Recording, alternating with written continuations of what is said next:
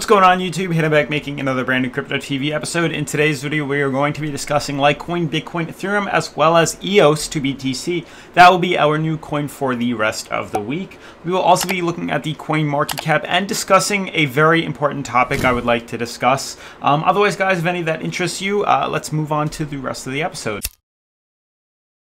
So guys, before I jump into any sort of cryptocurrency, I do need to make a pretty important emergency post and letting you guys know that it has been brought to my attention that there has been people trying to pretend to be me, sending out emails, trying to get you guys to invest into certain things. This is not me, and I really am trying to stress that.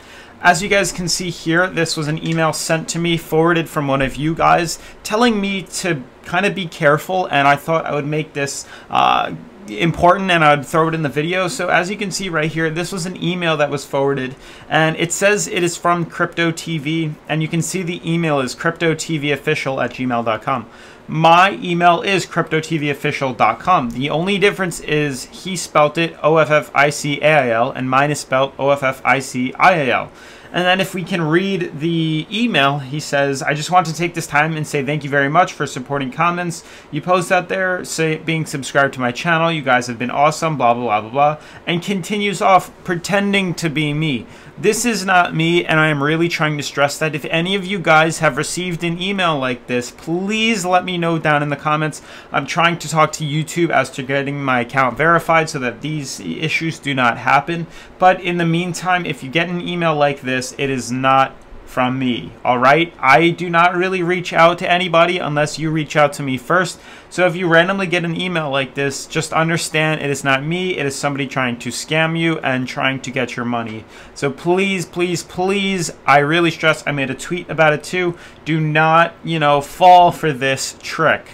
Otherwise, moving on into today's episode, as you can see, we are on the current coin market cap. We have a market cap of 180, 24-hour volume of 63, and a Bitcoin dominance of 50.8%. So everything seemingly is going up. Market cap is up, 24-hour volume is up, Bitcoin dominance is also up. As I scroll down, you can see we do have pretty much a 50-50 market. I'd say pretty much half the coins are in green and half the coins are in red. Bitcoin is still up above its $5,000 as we see the other coins start to pull back pretty big. Litecoin is now in the number 5th position. It lost it to Bitcoin Cash in number 4, but their market caps are so freaking close. Only about $35 million off. They're both down though quite a bit. Litecoin is actually trading at 87.52, so we're going to be discussing that because I did make a couple of videos saying that we are going to be pulling back down within Litecoin, and I'd like to go into that a little bit more in depth. Otherwise guys, moving on to the charts for today, we do not have any current events, but we will be discussing Litecoin. So Litecoin is definitely pulling back as anticipated. It is still currently overbought, as you can see on its RSI. We are currently still at 75, which is still extremely overbought. Nowhere near its 90 or 85 that it was at, but it still needs to pull back down some. Now, it does look like on the 4-hour, we aren't that bad in terms of price, only at around 50, which is about even. But you can see we are kind of coming close up to our high-low MMA on the 4-hour. So truthfully, I'm still looking for a small pullback within Litecoin. Also, Bitcoin does kind of explain that, but you can see we are seeing some sort of pullback. We are starting to see some sort of consolidation. I do think we need to kind of come into contact with our high-low MMA again. So, as this moves up, the price should, come into contact with there, and then we can continue to go upwards. But even on the daily, you can see we are still overbought, which is an indication to me that we do need to pull back down some.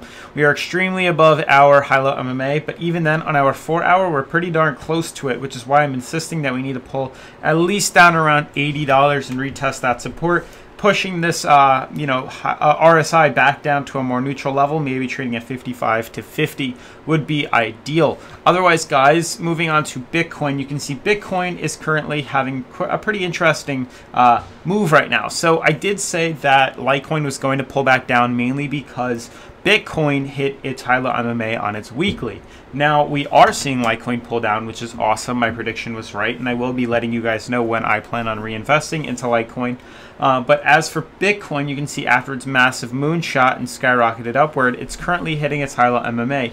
Surprisingly, yesterday, I actually saw the candle go above its high-low MMA, which is shocking to me to see that it was going to potentially break a very, very, very strong resistance level, but it actually decided not to, which is okay. What I'm truthfully seeing is a potential pullback down to its uptrend, and I know that isn't ideal and we don't really want to see that, but it is definitely something that is possible. Now that I extended our uptrend, honestly, a move down to the high-low or down to the uptrend is what I'm looking for. Even, you know, sideways trading at this level using $5,000 as a support as we trade out is something that I'm truthfully looking for, mainly because we are overbought. You know, we are pretty high on our weekly, nothing too bad, but mainly the Bitcoin's daily chart is extremely overbought, like extremely, even higher now than we were comparing to Litecoin. Litecoin actually looked not too bad as it slowly started to come back down. Bitcoin seems to be doing another thing, which is moving back up to a higher position. This is not necessarily a good thing because of how overbought we are and overextended. So I'm truly looking for a pullback back down to our high-low MMA. I do think that if we, you know, test this purple uptrend as well as the green and red bands, that should potentially lower the RSI, or it will lower it. So a move like this down to 4,100, I know, or 4,200 is steep, but that should lower the high-low or the RSI back down to around $50, which is obviously more neutral in things. Lastly, looking at Ethereum for the top 3 blue chips, and then we will dive into EOS because I haven't looked at EOS in a very long time. I was reading a lot of you guys' comments on Ethereum yesterday, and you guys are saying it was starting to break out again, and it actually kind of did. So basically, you can see what happened as I draw it out is we have one right here. This is a test of the resistance, and then you can see one right here is another test of the resistance line. And this was our third one. So we shot up in price and we came back down to that, you know, support level, and then we kind of broke up off that and started to trade up higher, which I was quite shocked by because I truthfully think that we do need to pull back down lower in terms of all the altcoins. I think we're all overextended, and I will not be investing into cryptos until they, you know, start to lower themselves back down. But I do think a small pullback down to 160 should get us back into a more neutral RSI, and that should allow us to continue to trade, you know, upwards and move up to higher levels. Lastly, checking out EOS. I haven't reviewed EOS in quite a bit, but EOS is doing kind of well on the high-low MMA. I mean, on its coin market cap. Trading at number 6, it is right behind Litecoin, so it doesn't seem to be that much of a bad coin. Binance Coin is also something I would like to review, but EOS did have an uptrend. So I noticed that not only, you know, on Bitcoin do we have that purple uptrend, Litecoin we have that purple uptrend, even I believe Ethereum has that purple uptrend. EOS is doing a very similar thing, and we know this because of their, you know, price graphs. EOS compared to the rest are very similar in terms of price graphs and movement, so they are very tied in with Bitcoin. So with that being said, seeing this uptrend here is it's an obvious thing. We just have to find out how to graph it.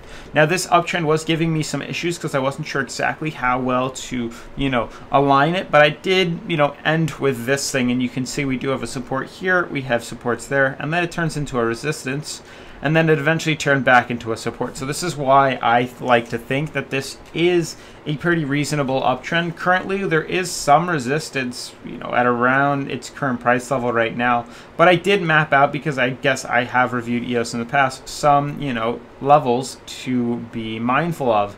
Now, I do just want to, you know, jump off to the weekly before we end today's episode, and you can pretty much see what it is that I'm talking about. So when we look at EOS on the daily, it doesn't look, it's pretty difficult to read and understand.